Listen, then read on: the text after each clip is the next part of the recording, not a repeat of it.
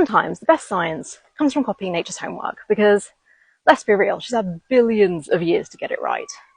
And this is actually the basis for an entire field called biomimicry, where scientists and engineers look at how nature solves problems and just kind of nick the best bits. Now, one of my favourite examples of this is a type of solar panel inspired by leaves.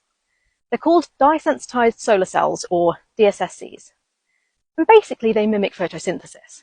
Now, the way this works in nature is that sunlight hits the leaf where the energy excites the chlorophyll molecules into releasing electrons. And off they go, powering the whole photosynthesis process. And DSSCs do something really similar, but instead of chlorophyll, they use a special dye to absorb the sunlight.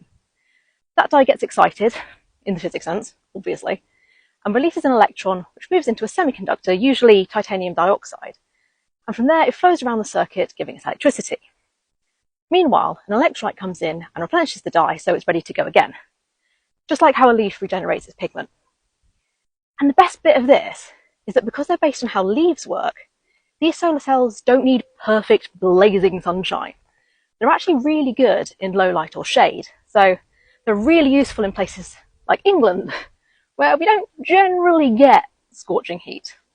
It's just a brilliant example of how sometimes, rather than trying to outdo nature, it's better to admit she's probably already thought of the idea and nick it.